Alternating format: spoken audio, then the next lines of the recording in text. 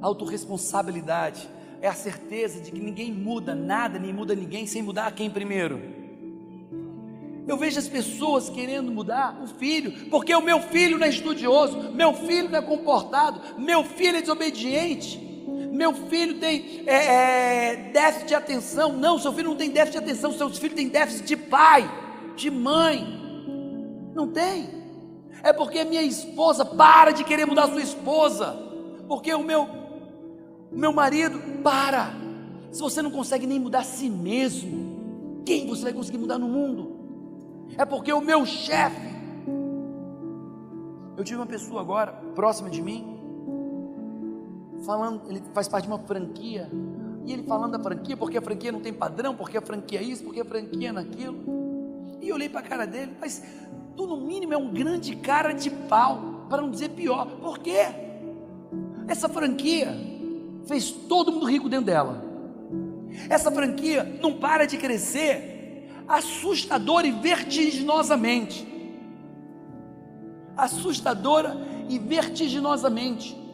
você caiu de paraquedas, como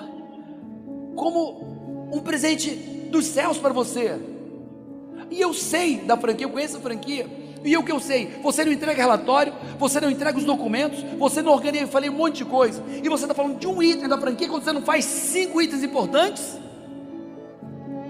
Você quer enganar quem? Você quer enganar quem? Como você reclama do teu negócio, da tua empresa, que te deu oportunidade, você não faz o básico?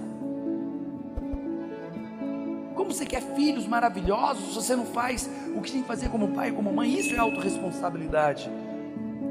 Cara, para de querer mudar teus filhos, muda você como mãe e como pai.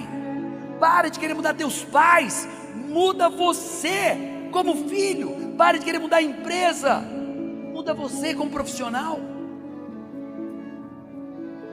Que insanidade se você não consegue mudar você mesmo. Que arrogância é essa, achar que vai poder controlar e mudar alguém?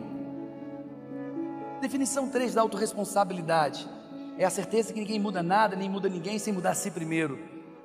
Então, aí vem a menininha, e eu estou falando do Brasil, talvez esteja falando de você.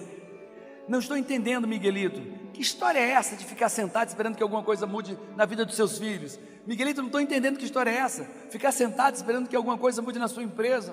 Não estou entendendo, Miguelito, ficar sentado esperando que o Brasil mude, Miguelito. E aí ela pensa, e ele diz, é isso mesmo, vou ficar aqui sentado esperando que a vida me dê alguma coisa. E ela sai indignada e te pergunta, será que é por isso que o Brasil está como está? Será que é por isso que o seu casamento está como está? Será que é por isso que a sua vida profissional está como está? Será que é por isso que a sua saúde está como está? Será? Em vez de se responsabilizar, está esperando que as coisas aconteçam. Eu conheci um cara numa empresa que eu dava consultoria muitos anos atrás, e esse cara era um dos, eu vou resumir a história, um dos piores vendedores, apesar de estar 10 anos na empresa, um dos piores vendedores da empresa. E ele muito revoltado com a empresa, que a empresa não prestava, porque tudo era caro e tal.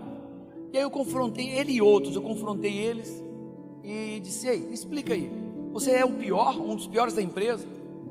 E aquela menina ali de 20 e pouquinhos anos é a melhor funcionária, com 1 ano e pouco de casa. Aquele rapaz tem 2 anos, é o segundo melhor. Vendem 7 a 10 vezes o que você vende, e o produto é o mesmo, a marca é a mesma. Por quê? Ele disse, não, são os outros. Mas o chefe é o mesmo, os preços são os mesmos. E eu confrontei, fazendo perguntas de coaching, e esse homem começou a chorar. Ele falou assim, Paulo Vieira, eu te odeio, cara. E eu disse, por quê? Ele disse, como que eu vou chegar em casa hoje, olhar para minha mulher e dizer que o meu filho não vai fazer faculdade porque eu sou um preguiçoso? Amo beber, saio para trabalhar às 10 da manhã e volto às 4 da tarde. Meu filho, o melhor aluno do centro acadêmico dele, o melhor. Como eu vou olhar para minha mulher e para o meu filho e dizer que eu não tenho dinheiro para pagar a faculdade dele, que eu não paguei o semestre passado inteiro e ele não vai se matricular? Como que eu vou olhar para minha mulher e dizer isso, Paulo Vieira? Dizer que eu sou preguiçoso e incompetente? Eu tenho que culpar alguém, Paulo Vieira. Eu tenho que culpar alguém.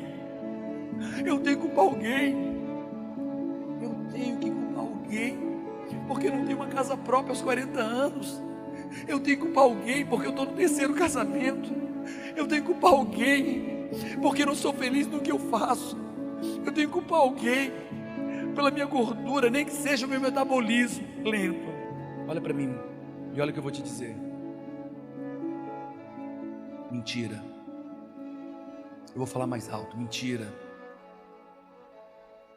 Mentira. A mentira é a irmã da falta de consciência. A mentira é um grito desesperado, tentando convencer a você e os outros o que você queria ser, mas não tem coragem de ser. Mentira é uma maneira desesperada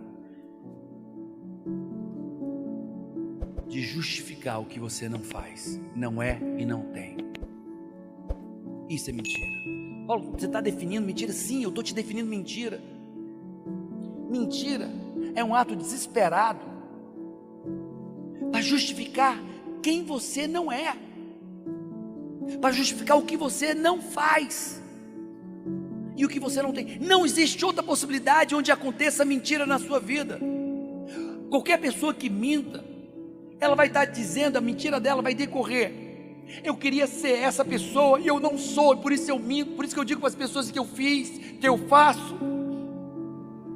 Quando a pessoa põe uma bolsa falsificada, o que é que ela está fazendo? Mentindo. Ela está dizendo que é rica e não é, dizendo que é bem sucedido financeiramente, não é uma mentira. E aquela mentira é porque ela queria ter algo que ela não tem capacidade de fazer acontecer, ou pelo menos ela não vê essa capacidade. Mentira. A pessoa discute com alguém e ouve tudo calado. Aí quando chega em casa, eu dei uma lição nele. E mente, dizendo que disse, que fez. Mentira. Mas ela está dizendo ali o que ela gostaria de ter feito, mas não teve coragem. E mente.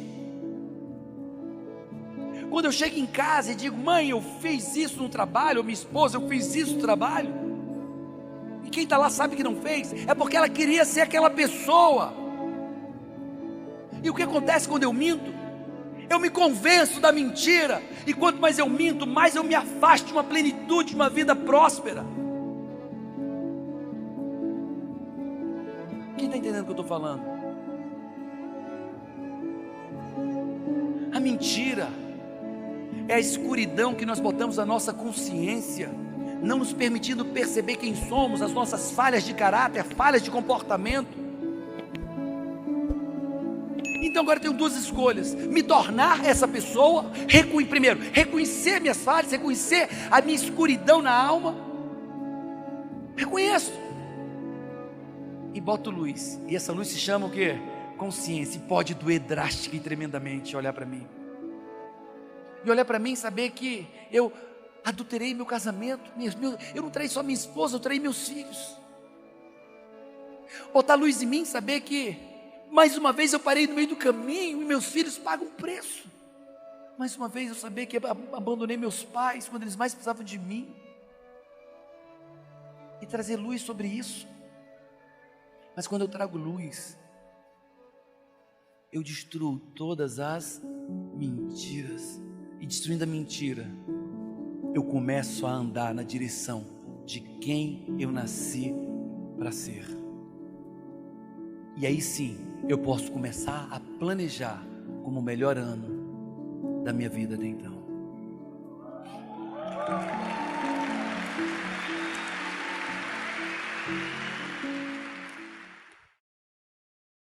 Você já percebeu que nossas vidas podem ser entendidas como a navegação de um barco?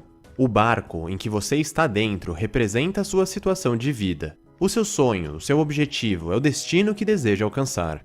É claro que você não tem controle sobre alguns fatores, como as correntezas, os ventos e as tempestades. Mas se você não assumir o controle deste barco e ficar à deriva, deixando que as circunstâncias comandem a navegação, é praticamente impossível que você consiga chegar onde quer. E muitas pessoas fazem isso, elas apenas deixam que a vida as leve, e então dizem que são vítimas dos acontecimentos, vivem criticando o mundo inteiro e culpam os outros pelas suas situações. O fato é que elas estão mais próximas de um naufrágio do que da terra firme. Então, assim como o capitão de um navio, se você quer chegar ao destino, você precisa assumir a responsabilidade sobre a sua vida e o controle sobre o barco. Talvez você tenha que arrumar um mapa, ajustar as velas, enfrentar tempestades, alterar as rotas ou até remar em um caso de emergência. Além disso, se você aprender a admirar o oceano e a amar a jornada, a viagem se tornará muito melhor. Essa é a única maneira de chegar à terra firme. Você precisa ter autorresponsabilidade. Mas para que isso seja possível, primeiro é necessário cultivar a autoconsciência. O fato de seus olhos estarem abertos não significa que você esteja acordado. Você precisa ser capaz de perceber e compreender que a diferença que existe entre os resultados que você tem obtido em sua vida e os resultados que você gostaria de obter nada mais é do que o reflexo entre o que você tem feito e o que você deveria fazer.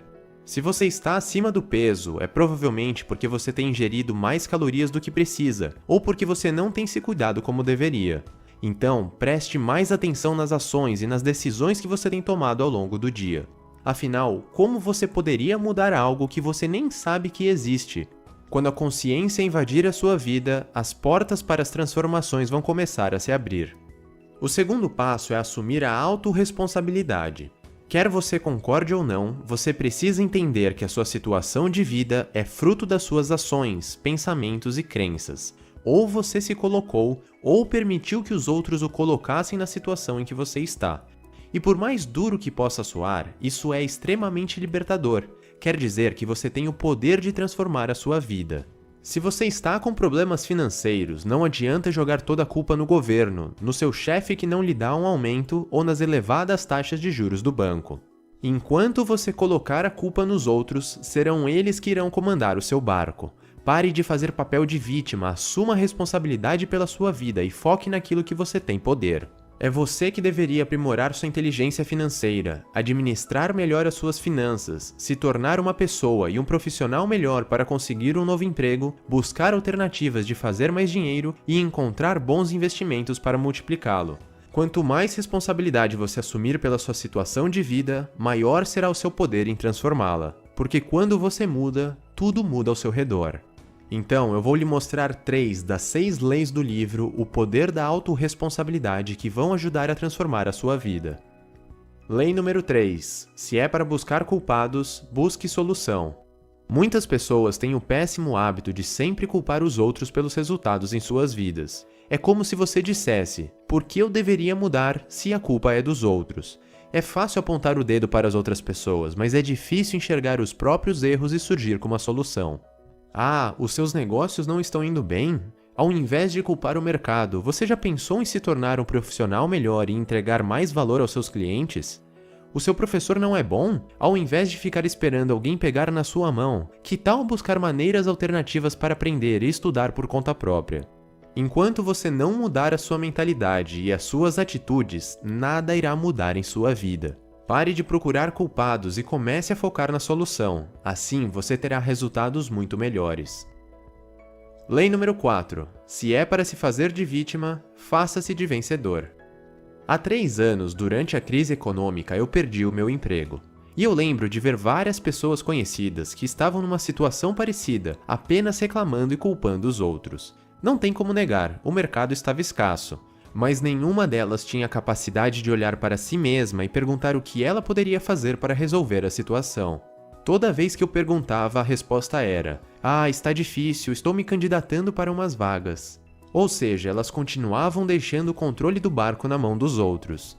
O mais curioso é que, depois de tanto tempo, muitas delas ainda estão desempregadas, e outras tiveram que aceitar qualquer coisa só para conseguir sobreviver. Elas ainda estão esperando alguém pegar na mão delas para resolver a situação.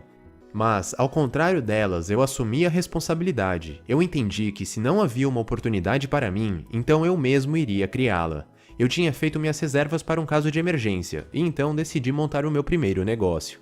E adivinhe só, eu falhei, mas ao invés de culpar o mercado, eu assumi a responsabilidade pelo fracasso e decidi tentar novamente. E foi aí que surgiu este canal, o Ilustradamente. Pare de fazer papel de vítima. Se você quer mudar a sua situação, haja como um vencedor. Lei número 5. Se é para justificar os seus erros, aprenda com eles. Muitas pessoas debilitadas emocionalmente parece que foram programadas para negar e fugir dos seus erros, evitando a todo custo reconhecê-los. A verdade é que esse hábito é paralisante e até destrutivo, então pare com isso. Qual é o problema de errar? Todo mundo erra, eu cometo vários erros. Preste atenção, por exemplo, nos melhores jogadores de futebol do mundo, como o Messi e o Cristiano Ronaldo. Se você assistir uma partida deles, você vai ver que até mesmo os melhores do mundo naquilo que fazem cometem erros, e isso acontece em todos os jogos. Mas eles não ficam se justificando, lamentando ou fugindo das suas falhas. Justificar um erro é errar outra vez. A atitude de um campeão é contrária. Eles buscam sempre aprender com os erros que cometem, para que possam melhorar seus resultados. A questão não é deixar de errar, porque a única pessoa que não erra é aquela que não faz coisa alguma. Entenda que errar faz parte do processo de crescimento, porque toda vez que você cria consciência e aprende com os seus erros, você fica mais próximo de ter sucesso. Afinal, você não pode voltar atrás e fazer um novo começo, mas você pode recomeçar agora e criar um novo fim.